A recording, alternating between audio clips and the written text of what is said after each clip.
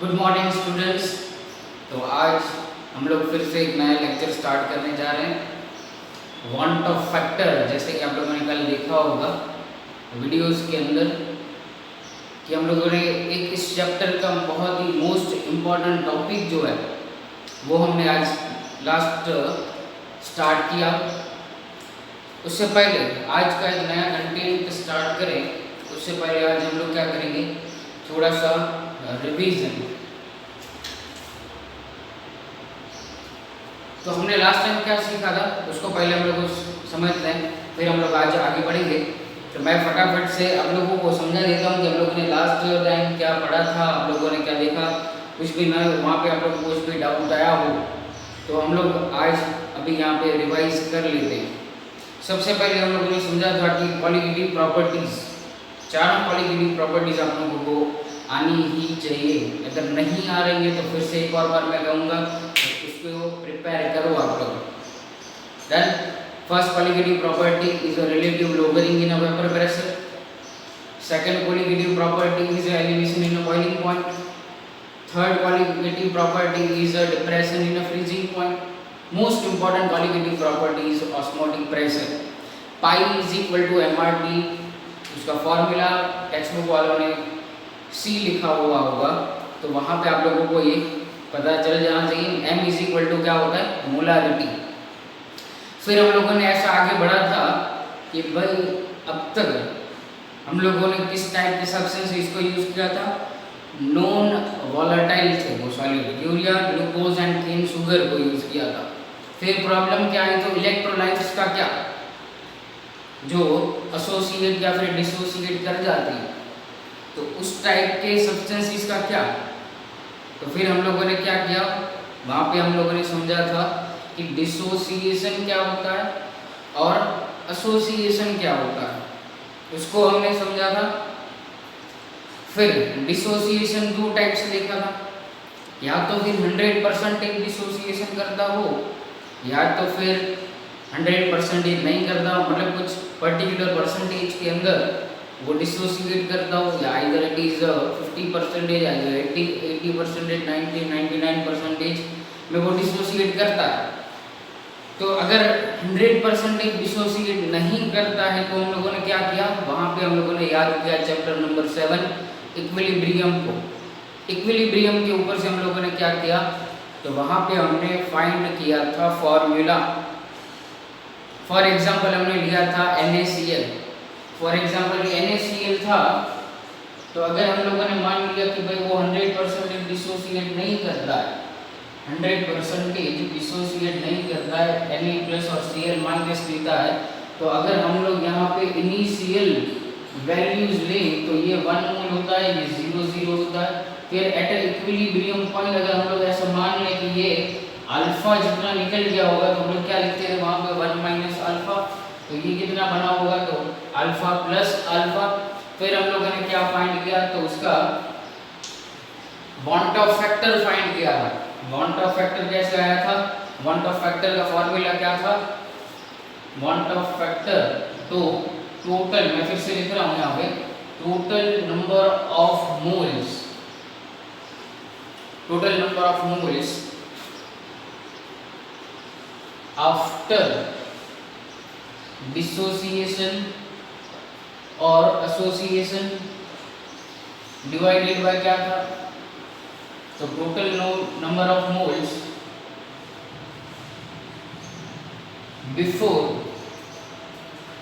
Association of dissociation, ये हमने find किया। तो फिर इसके ऊपर से क्या हुआ तो total number of moles after dissociation, मतलब यहाँ पे क्या हुआ अल्फा प्लस अल्फा, और यहाँ पे 1 माइनस अल्फा। देखो 100% डिसोसिएशन हम लोगों ने नहीं माना था, इसलिए क्या हो गया 1 माइनस अल्फा, मतलब थोड़ा बहुत कुछ यहाँ पे बचा होगा। तो डिवाइडेड बाय बिफोर, बिफोर का मतलब क्या था 1 मोल था, तो नीचे 1 लिखने की जरूरत नहीं है। तो हमारा आई का आंसर क्या हो रहा था, I is equal to 1 plus alpha answer आ रहा था। तो ऐसे हम लोगों ने क्या फाइंड किया था, डिग्री ऑफ डिसोसिएशन, इसलिए हुआ डिसोसिएशन। अब degree of dissociation DOD, degree of dissociation, formula क्या होगा हमारा फॉर्मूला क्या था अल्फा का? फॉर्मूला था हमारा I-1 डिवाइडेड बाय N-1। ये था फॉर्मूला हमारा क्या? तो डिग्री ऑफ डिसोसिएशन फाइंड करना है। और अगर डिग्री एसोसिएशन फाइंड करना होगा तो क्या हो जाता है यहाँ पे 1/n-1 हो जाता। डन। ये दोनों फॉर्मूला हम लोग चैप्टर नंबर 7 के अंदर सीख के आए, तो वो हम लोगों ने फिर से रिपीट किया। एसोसिएशन के अंदर क्या हो रहा था? एसोसिएशन के अंदर क्या होगा कि अगर 2 मॉलिक्यूल्स ऑफ CH3COOH ले लें तो वो किसमें कन्वर्ट हो जाएंगे? तो हाफ मोल, दोनों मिलके क्या हो जाते हैं? 2 में से 1 बन जाते हैं। इसकी वजह से तो वहाँ पे बनता है हाइड्रोजन बॉन्ड, और हाइड्रोजन बॉन्ड की वजह से वो क्या हो जाता था? तो वहाँ पे 2 में से 1 बन जा रहा था। फिर मोस्ट इम्पॉर्टेंट जो कंटेंट था हमारा वो था कि जो जितनी भी कॉलिगेटिव प्रॉपर्टी है, कॉलिगेटिव प्रॉपर्टी वो क्या करती हैं? जो नंबर ऑफ पार्टिकल्स के ऊपर डिपेंड करती है। नंबर ऑफ पार्टिकल्स के ऊपर डिपेंड करेंगे, तो जितने नंबर ऑफ पार्टिकल्स बढ़ेंगे, नंबर ऑफ पार्टिकल्स जितने बढ़ेंगे उतनी ही वैल्यू क्या बढ़ेगी? तो कॉलिगेटिव प्रॉपर्टी की वैल्यू उतनी ही बढ़ेगी, चाहे वो relative lowering in vapour pressure हो, एलिवेशन इन बॉइलिंग पॉइंट हो, फ्रीजिंग पॉइंट हो, कोई भी हो, ऑस्मोटिक प्रेशर हो। नंबर ऑफ पार्टिकल्स बढ़ रहे हैं मतलब क्या हो जाएगा वहाँ पे कि वो मतलब कॉलिगेटिव प्रॉपर्टी बढ़ रही है, डिपेंड करती है। फिर हम लोगों ने एक एक्सपेरिमेंट देखा था। क्या एक्सपेरिमेंट देखा था? तो NaCl लेके हम लोगों ने किया था कि भाई अगर हम लोग फॉर्मूला के ऊपर से कैलकुलेट करें तो उसकी वैल्यू 3 एटमॉस्फेयर आ रही थी, लेकिन हम लोगों ने प्रैक्टिकली एक्सपेरिमेंटली उसे कैलकुलेट किया तो 6 एटमॉस्फेयर वैल्यू आई। तो मतलब क्या हो गया कि अगर डिसोसिएशन हो रहा है, ये पॉइंट बहुत ही इंपॉर्टेंट है, इसके ऊपर से आज हम लोग एक नया फॉर्मूला भी सीखेंगे। डिसोसिएशन हो रहा है मतलब वांट ऑफ फैक्टर की वैल्यू ऑलवेज ग्रेटर देन 1 आ रही थी, याद होना चाहिए आप लोगों को। हम लोगों ने ये 3 एग्जांपल लिए थे, एक था NaCl, एक था Al2SO4 थ्राइस, और एक लिया था हमने CaCl2, फिर MgCl2 भी आप लोग ले सकते हो, K4FeCN6 पोटेशियम फेरोसाइनाइड भी ले सकते हो। तो जब भी डिसोसिएशन होगा तब वांट ऑफ फैक्टर की वैल्यू ऑलवेज ग्रेटर देन 1 आती है, लेकिन यहाँ पे हम लोग अज्यूम करते हैं कि वहाँ पे 100% डिसोसिएशन हो रहा है। और अगर एसोसिएशन हो रहा है, मैं यहाँ पे लिख रहा हूँ एसोसिएशन हो रहा है मतलब क्या होगा? तो वांट ऑफ फैक्टर की वैल्यू ऑलवेज लेस देन 1 आती है, ऑलवेज लेस देन 1 आएगी। वो ये दोनों पॉइंट याद रखना। इसके ऊपर डिपेंड करते हैं तो कैलकुलेटेड कॉलिगेटिव प्रॉपर्टी के ऊपर एंड ऑब्जर्व्ड कॉलिगेटिव प्रॉपर्टी के ऊपर डिपेंड करते हैं। डन। तो इतना हम लोगों ने पढ़ा था और आप लोगों को सब कुछ ये पता चल गया होगा यहाँ तक। ये फॉर्मूला एक बड़ा सा इम्पोर्टेंट फॉर्मूला है। Total number of moles after dissociation association and total number of moles before association dissociation is called want Hoff factor. तो आज हम लोग इसके बाद जो नेक्स्ट हमारा जो फॉर्मूला है, आप लोगों ने टेक्स्ट बुक के अंदर देखा भी होगा कि टेक्स्ट बुक के अंदर 2 या 3 फॉर्मूलाज दिए गए हैं, तो आज हम लोग उसके ऊपर जा रहे हैं। अब मैं इसे मिटा दे रहा हूँ। डन। तो आज हम लोग सेकंड फॉर्मूला के ऊपर जाएंगे और फिर हम लोग आज एक और पॉइंट को कवर करेंगे, that is the new formulas. अभी हमने जो कॉलिगेटिव प्रॉपर्टी के जो फॉर्मूला देखे हैं, चारों कॉलिगेटिव प्रॉपर्टीज के, उसमें से थोड़ा बहुत अब चेंज आ जाएगा। वहाँ पे हो जाएगी वांट ऑफ फैक्टर की एंट्री हो जाएगी। तो सेकंड फॉर्मूला जो है वो टेक्स्ट बुक के अंदर दिया गया है कि भाई observed colligative property divided by क्या दिया गया आप लोगों को? Calculated colligative property. ये फॉर्मूला दिया गया। अब इसका मतलब क्या है कि समझो, ऑब्जर्व, अगर मान लो NaCl का एग्जाम्पल से इसे समझें तो ये क्यों फॉर्मूला लिया गया? NaCl का एग्जाम्पल हमने लिया था कि भाई अगर डिसोसिएशन कर जाता है, डिसोसिएशन कर जाता है तो वहाँ पे वैल्यू जो है वो उतने टाइम्स चेंज हो जाती है। NaCl इनिशियली 1 मोल था, फिर हमने जैसे ही उसको वाटर के अंदर ऐड किया तो वो डिसोसिएट हो गया। डिसोसिएट हो गया मतलब 2 मोल्स में मिला, Na प्लस और Cl माइनस मिला, दोनों 1 मोल मिले, तो एक था और वहाँ पे सामने 2 मिले, मतलब 2 टाइम इंक्रीज हो गया। फिर हम लोग लिख दिया था I = 2, उसी के ऊपर से यहाँ पे ये फॉर्मूला दिया गया है। हम लोगों ने एक फॉर्मूला में क्या लिखा, तो total number of moles after dissociation. देखो ये ऑब्जर्व, जो भी मेन हमारा जो रिजल्ट होता है, अब देखो मैं थोड़ा बहुत यहाँ पे प्रैक्टिकली आप लोगों को बात कर रहा हूँ, वैल्यू कब राइट आएगी, तो ऑलवेज हम लोगों को राइट वैल्यू मिलेगी एक्सपेरिमेंट करने के बाद। इस डायरेक्ट फॉर्मूला से हम लोगों ने कैलकुलेट कर दिया, मतलब वो आंसर हमारा 100% राइट नहीं है, याद रखना। एक्सपेरिमेंट करेंगे तभी ओरिजिनल वैल्यू जो होगी पता चलेगी। तो उसका मतलब क्या हो गया कि ये ऑब्जर्व क्वालिटेटिव प्रॉपर्टी का जो आंसर होगा वही राइट आंसर है हमारा। मतलब truth is what, the observe qualitative property is the 100% true value of that particular substance. अगर हमें कुछ भी कैलकुलेट करना होगा तो हमें ऑब्जर्व क्वालिटेटिव प्रॉपर्टी को ही ध्यान में रखते हुए सब कुछ करना पड़ेगा। तो ये इतनी बात आप लोगों को समझ में आ जाने दे। तो इसके ऊपर से हम लोग एक और बात लिख सकते हैं कि ये ऑब्जर्व क्वालिटेटिव प्रॉपर्टी है, ऑब्जर्व क्वालिटेटिव प्रॉपर्टी जो है वो किसके ऊपर डिपेंड करती है, तो total number of moles after dissociation और एसोसिएशन, इसके ऊपर डिपेंड करती है total number of moles after association और डिसोसिएशन। और ये कैलकुलेटेड किसके ऊपर डिपेंडेंट करती है, calculated qualitative property is dependent on total number of moles before association और डिसोसिएशन के ऊपर। क्यों बिफोर लिखा, क्योंकि NaCl हमें पता है भाई डिवाइड हो जाएगा, यहाँ से डिसोसिएट हो जाएगा, तो ये बात हम लोगों को समझनी। तो अब यहाँ से जो मेन फॉर्मूला जो है, अब हमें क्वालिटेटिव प्रॉपर्टी के फॉर्मूला यहाँ से चेंज हो जाएंगे।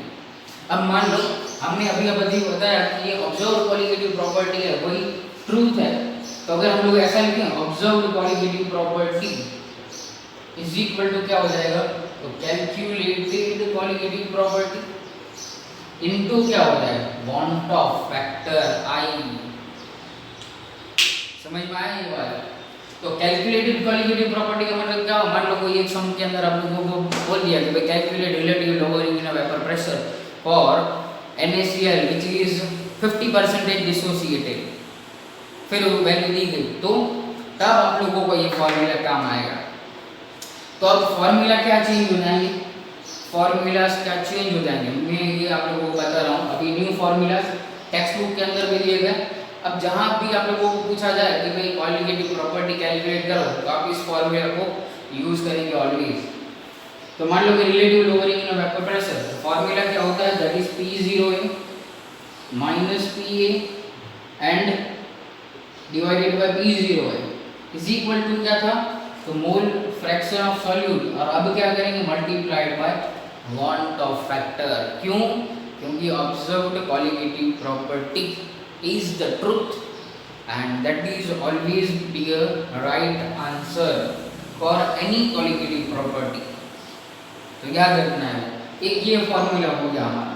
सेकंड फॉर्मूला क्या था, जो elevation in a boiling point. Elevation in a boiling point मतलब delta TB is equal to KB into molarity और इंटू अब क्या कर देंगे I van't Hoff factor. Third formula क्या हो जाएगा, तो उसी की तरह होगा, क्योंकि delta TF is equal to KF into molarity into क्या हो जाएगा वांट ऑफ फैक्टर। और fourth most important factor osmotic pressure भी क्या हो जाएगा, पाई is equal to MRT and multiplied by क्या हो जाएगा वांट ऑफ फैक्टर। अब जितने भी आप लोगों को फॉर्मूला कैलकुलेट करना है, हमें कोई भी वैल्यू यहाँ से, चाहे वो पाई हो, KB हो, मोलारिटी हो, वांट ऑफ फैक्टर हो, तो आप लोग अब ऑलवेज यही फॉर्मूला यूज करेंगे। इसलिए हम लोगों ने पहले ये फॉर्मूलाज नहीं पढ़े। बेसिक फॉर्मूला जब तक नहीं आएंगे तब तक कोई भी क्वेश्चन आप लोगों को अंडरस्टैंड नहीं होगा। तो ये आप लोगों को बात पता होनी चाहिए कि अब ये फॉर्मूला हम लोगों ने ऐसा क्यों लिखा, ऐसा क्यों आया, मोस्ट आप लोगों को ये याद रखना है बस, पॉलीगेटिव प्रॉपर्टी, और वो भी कौन सी एक्सपेरिमेंट से हमें जो आंसर मिला है वो पॉलीगेटिव प्रॉपर्टी हमारी जो है वो राइट आंसर है ऑलवेज। तो फटाफट स्क्रीनशॉट ले लो, फिर हम लोग आगे बढ़ते हैं सम्स के ऊपर। और एक बात, अच्छा यहाँ पे एक और बात मैं आप लोगों को बता दूँ कि ये जो फॉर्मूला है वो कोई भी इलेक्ट्रोलाइट या एवरीवेयर कहीं पे भी आप लोग इसको अप्लाई कर सकते हो, everywhere it is applied, everywhere it is applied, मतलब कोई भी टाइप का सब्सटेंस आप लोगों को दिया जाए, इलेक्ट्रोलाइटिक सब्सटेंस की मैं बात कर रहा हूँ, मतलब जो एसोसिएट या डिसोसिएट कर रहे हैं वो, तो कोई भी प्रॉपर्टी फाइंड करनी है तो ये फॉर्मूला आप लोगों को यूज कर सकते हैं। अगर मान लो ऐसा यूरिया दिया गया तो यूरिया या फिर ग्लूकोज दिया जाए, या तो फिर आप लोगों को शुगर दिया जाए, मतलब नॉन वोलेटाइल सॉल्यूट दिया जाए या नॉन इलेक्ट्रोलाइट दिया जाए, तब आप लोग क्या लेना है, वांट ऑफ फैक्टर की वैल्यू लेनी है 1, आई इज इक्वल टू 1 ले लेनी है, राइट, क्योंकि ना तो वो एसोसिएट करता है वो ना डिसोसिएट कर रहा है, मतलब ये आई वैल्यू मतलब 1 हो गई, तो सीधा आप लोग फॉर्मूला कोई भी कॉलिगेटिव प्रॉपर्टी फाइंड कर सकते हैं। डन, तो आगे बढ़ेंगे इसके ऊपर से। अब हम लोग जाते हैं कुछ सम्स करेंगे। ये लेक्चर अभी भी थोड़ा बहुत 1-2 दिन चलेगा, वांट ऑफ फैक्टर के इस चैप्टर का बहुत ही एक जबरदस्त कंसेप्ट है। डन, तो चलो क्वेश्चन नंबर 1 करते हैं इसके ऊपर। क्वेश्चन नंबर 1, चलो, at a given temperature which has highest osmotic pressure, MCQ में भी पूछ सकते हैं, 1 मार्क्स में भी पूछा जा सकता है, 2 मार्क्स में भी पूछा जा सकता है, 3 और 4 में नहीं पूछा जा सकता ना, उसका लेवल नहीं है। मान लो कि आप लोगों को दिया गया 1 मोलर ऑफ NaCl, फिर 1 मोलर दिया गया MgCl2 एंड दिया गया 1 मोलर ऑफ Al2SO4 थ्राइस दिया गया। अब आप लोगों ने कहा कि भाई इसमें से किसके पास ऑस्मोटिक प्रेशर जो है वो मैक्सिमम होगा, ज़्यादा होगा, या भी ऐसे भी पूछ सकते हैं, arrange in increasing order of the osmotic pressure. तो अब हमें क्या करना है, ऑस्मोटिक प्रेशर का फॉर्मूला क्या होता है, pi is equal to MRT होता है।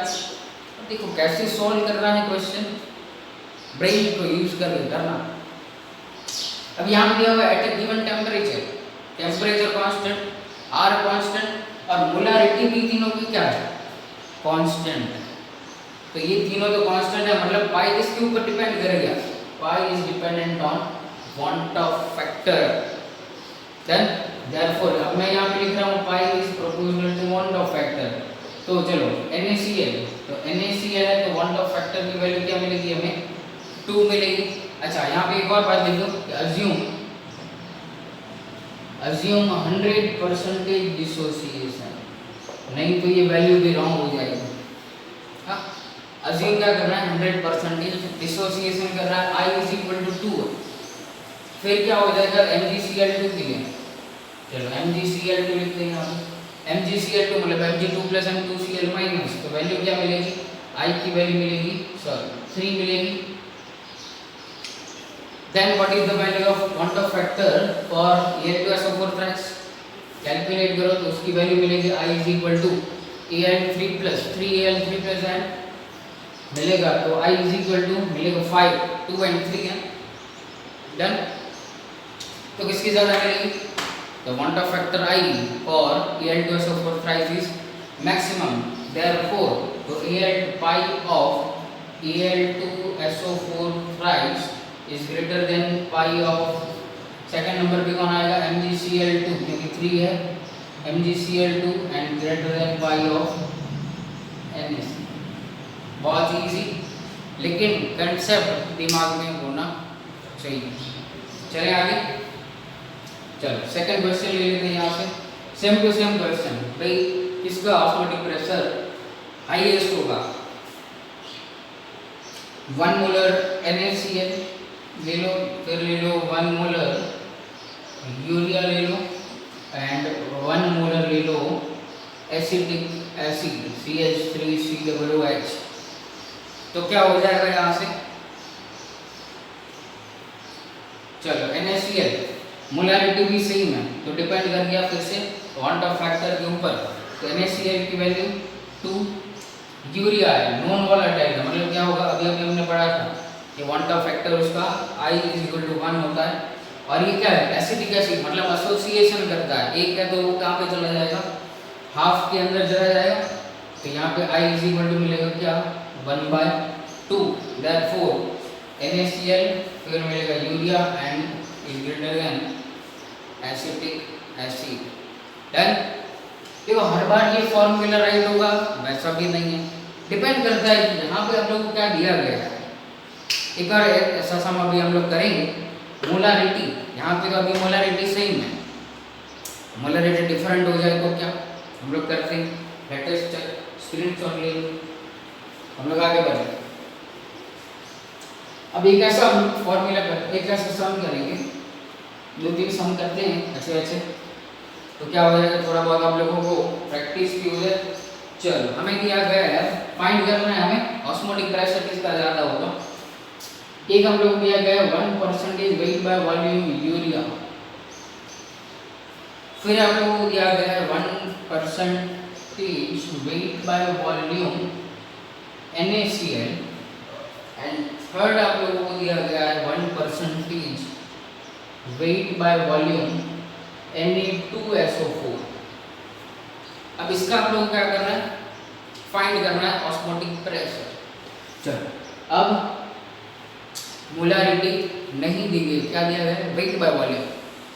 तो वेट बाय वॉल्यूम जो है, आप लोगों को अभी ऐसा लग रहा होगा कि तीनों का वेट बाय वॉल्यूम तो सेम है, लेकिन हमें फॉर्मूला में क्या यूज करना होता है? मोलारिटी यूज करनी है। तो मतलब क्या हो जाएगा? पाई = mRT × I, डिपेंड करता है मोलारिटी के ऊपर।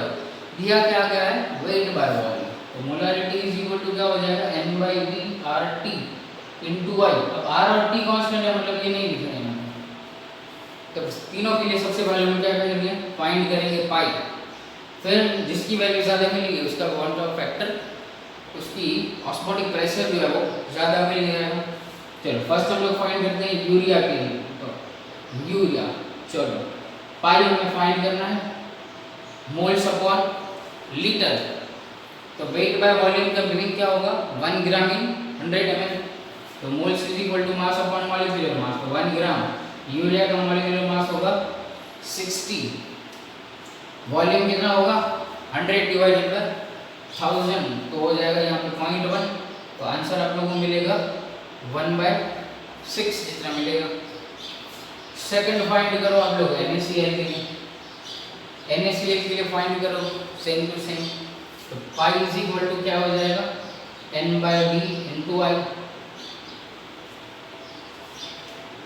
N/V × I।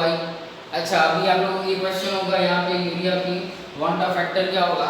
1 ही होगा, तो यहाँ पे इसलिए नहीं लिखा। डन। चलो N/V mass upon molecular mass, NaCl 23 + 35.5 = क्या हो जाएगा? 58.5 डिवाइडेड बाय 0.1 क्या हो जाएगा? तो 1/5.85। अब NaCl का क्वांट ऑफ फैक्टर 2 मिलता है, 2, तो डिवाइड करो तो 2 2 × 4, तो अप्रॉक्सीमेट जो वैल्यू होगी, अप्रॉक्सीमेट वैल्यू क्या मिलेगी? 1/2।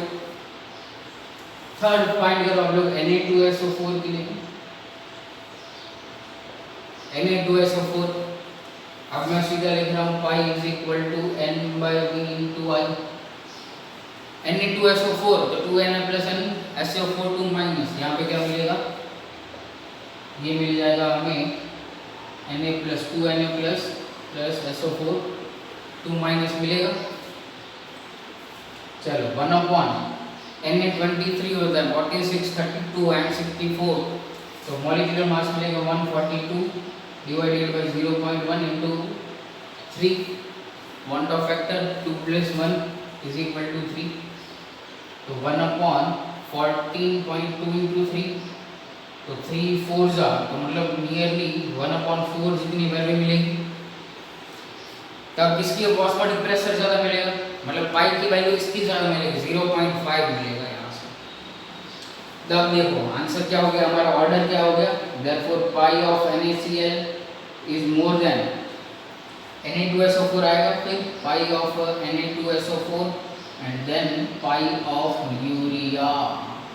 डन, ये हो जाएगा ऑर्डर। आप लोग सीधा करोगे 1 मोलर से तो डिसमिस।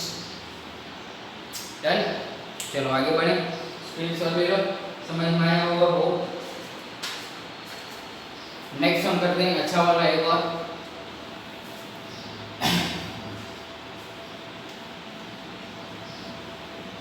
चलो आगे बढ़े हम लोग, तो नेक्स्ट क्वेश्चन लिखो।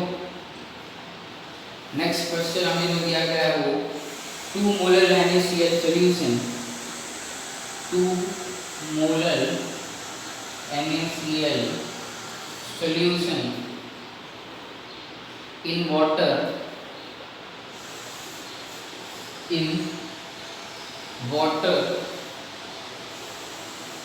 has elevation in a boiling point, has elevation in boiling point is 1.88 Kelvin।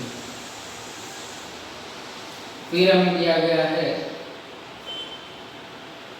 Kb for water, क्या होता है ये आप लोगों को वैल्यू याद रखनी पड़ेगी, 0.52 केल्विन किलोग्राम पर मोल।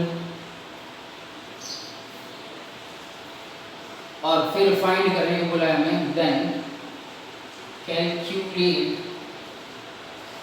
want Hoff factor and degree of dissociation of NaCl, ये हमें फाइंड करना। चलो हम लोग करें स्टार्ट। तो NaCl, अब देखो यहाँ पे दिया नहीं गया कि 100% डिसोसिएशन हो रहा है, तो हम लोगों को फाइंड करना पड़ेगा। तो 100% डिसोसिएशन नहीं हो रहा, पहले हम लोग इक्वेशन से स्टार्ट करेंगे। इनिशियल ये 1 मोल है, यहाँ पे लिख दो इनिशियल 1 मोल, तो ये दोनों क्या हो जाएंगे 0 0, और एट इक्विलिब्रियम क्या हो जाएगा, तो ये 1 माइनस अल्फा, ये अल्फा और ये भी alpha. Therefore I is equal to क्या हो जाएगा, तो हमें पता है ये फॉर्मूला क्या मिलेगा, 1 प्लस अल्फा जितना मिलेगा। एक ये डेटा हमारे पास आ गया, इस फॉर्मूला के ऊपर से दोनों वैल्यू कैलकुलेट कर रहे हैं। लेकिन अब हमें और वैल्यूज क्या दी गई है, मोलारिटी दी गई, डेल्टा टीबी दिया गया एलिवेशन, और क्या दिया गया केबी। तो फॉर्मूला हमें पता चल जाना चाहिए, क्या हो जाएगा, delta Tb is equal to Kb into molarity, और इंटू क्या हो जाएगा वांट ऑफ फैक्टर, इसीलिए ये फॉर्मूला यूज करना है। तो डेल्टा टीबी की वैल्यू क्या हो जाएगी यहाँ से, तो 1.88 हो जाएगी। तो केबी की वैल्यू है हमारे पास 0.52, देन मोलारिटी जो है वो दी गई है 2, एंड आई जो है वो हमें फाइंड करना है। अब आई फाइंड करना है तो क्या हो जाएगा, I is equal to 1.88 divided by 0.52 into 2 हो जाएगा। तो यहाँ से वैल्यू कैलकुलेट करो और कितनी आ जाएगी, नियरली 1.8 वैल्यू आएगी यहाँ से, अप्रॉक्सीमेट वैल्यू जो मिलेगी वो 1.8 मिलेगी। चलो तो यहाँ पे हम मिल गया आई। अब हमें क्या फाइंड करना है, तो डिग्री ऑफ डिसोसिएशन फाइंड करना है। तो ये रहा हमारा फार्मूला, इस फार्मूला के ऊपर से क्या करेंगे हम लोग, तो फाइंड कर लेंगे I is equal to 1 plus alpha हो गया, देयरफॉर आई की वैल्यू हमें मिली 1.8, 1 plus alpha, therefore alpha is equal to 1.8 minus 1, therefore alpha is equal to value क्या मिली हमें 0.8 मिली। अगर इसको परसेंटेज के अंदर डिनोट करना है तो क्या हो जाएगा, alpha is equal to 80% multiply करेंगे 100 से तो मतलब क्या होगा आप देखो ऐसे ही क्या दिया गया हमें पहले से नहीं बताया था कि 100% डिसोसिएशन हो रहा है, हमें फाइंड करने को बोला कितने परसेंटेज में डिसोसिएशन होगा अगर उसका बॉइलिंग पॉइंट ये है तो 1.88 केल्विन में है। डन। तो ऐसे सम्स आप लोगों को देखने। अच्छा अगर यहाँ पे कहीं पे भी ऐसा नहीं दिया गया क्वेश्चन के अंदर कि assume that the compound is 100% dissociated तो आप लोग क्या करोगे तो सीधा ये NaCl का फॉर्मूला लगा दोगे ये I = 1 + अल्फा। तो I की वैल्यू सीधी हमें क्या मिल जाएगी वहाँ पे 2 वैल्यू मिल जाएगी, want of factor की वैल्यू 2 मतलब 100% ये आंसर मिलेगा।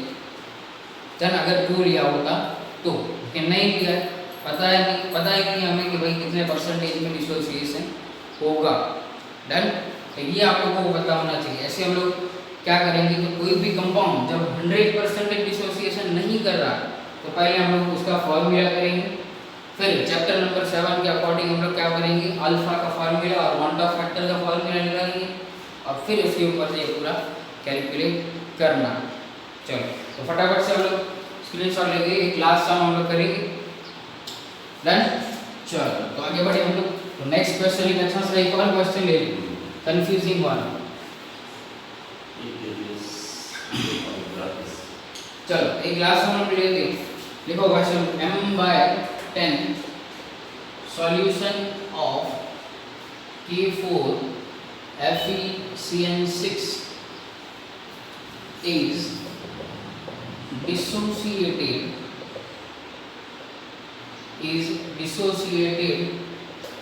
50% at 27 degrees Celsius, then find osmotic pressure। Find क्या करना है हमें ऑस्मोटिक प्रेशर फाइंड करना है।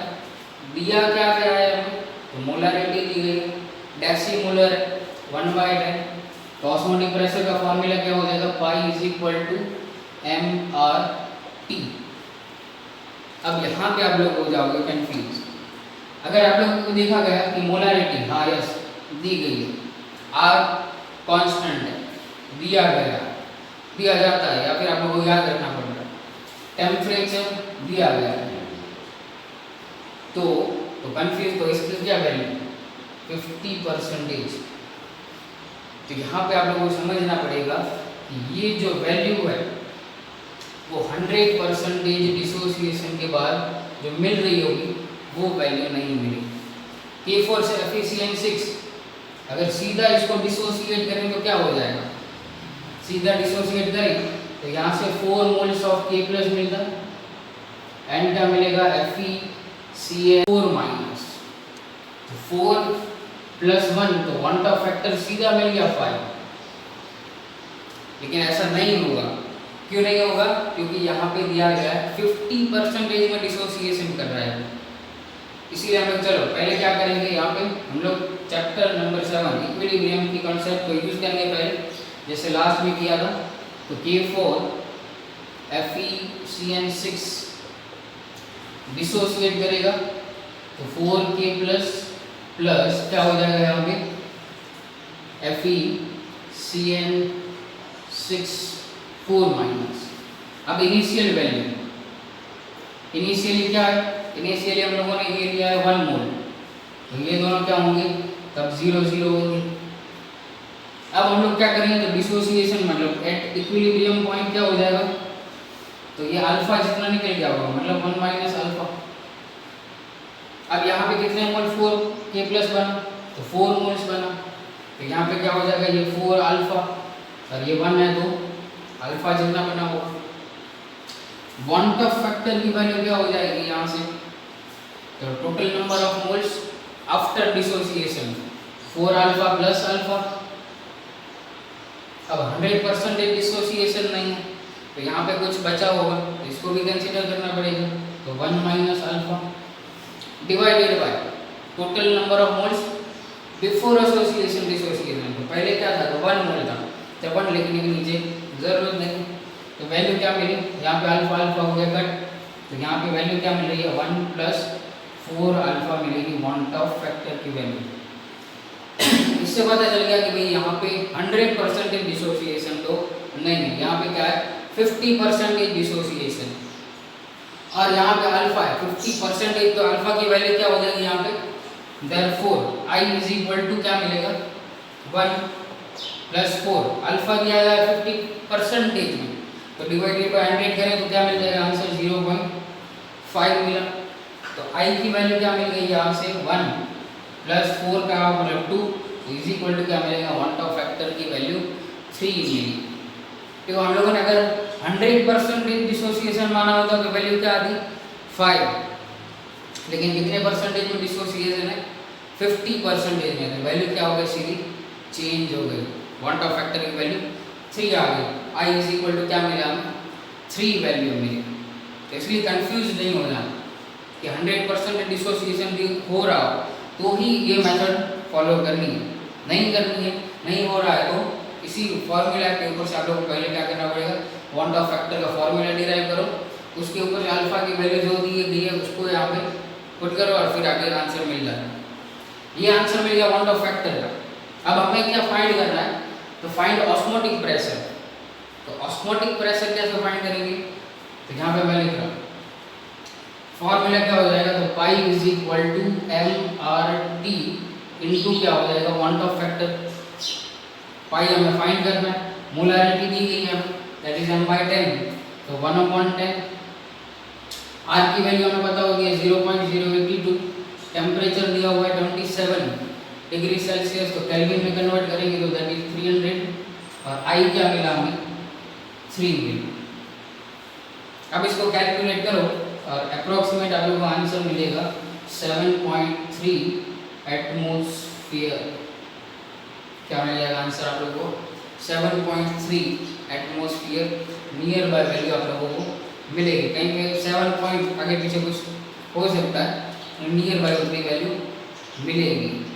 तो याद क्या रखना है, कहाँ पे आप लोगों को कंफ्यूज करेंगे, यहाँ पे इस वैल्यू के अंदर अज्यूम कर दिया कि ये 100% डिसोसिएशन कर रहा है तो मर गए, तो पूरा आंसर हो जाएगा गलत। इसलिए यहाँ पे इसके ऊपर फोकस करो। वांट ऑफ फैक्टर किसके ऊपर, पहले ही मैंने आप लोगों को बताया, वांट ऑफ फैक्टर जो सेकंड फॉर्मूला है उसके ऊपर डिपेंड करता है, क्या करता है, observed qualitative property is the truth. Experimentally जो वैल्यू मिलेगी वही right answer, calculated is not right answer. तो ये बातें आप लोगों को ध्यान में रखनी है। अब आप लोग क्या करोगे, सीधा टेक्स्ट बुक में से जो एक्सरसाइज में या एग्जांपल्स में है सम्स उसे सॉल्व करो, फिर एक और नेक्स्ट लेक्चर लेंगे इसका सम्स के ऊपर ही पूरा। अब यहाँ पे थियरी कोई भी हमारे आज बाकी नहीं है, तो सीधा हम लोग क्या करेंगे कि भाई हम लोग नेक्स्ट लेक्चर जो है वो सीधा सम्स से स्टार्ट करेंगे। आज कुछ ये बेसिक सम्स थे उसको स्टार्ट करेंगे, फिर नेक्स्ट लेक्चर में एक्सरसाइज और उसके आगे सम्स करेंगे थोड़े और डिटेल वाले कंसेप्ट के साथ। तो आज का लेक्चर यहाँ पे खत्म कर दें। Thank you and very much.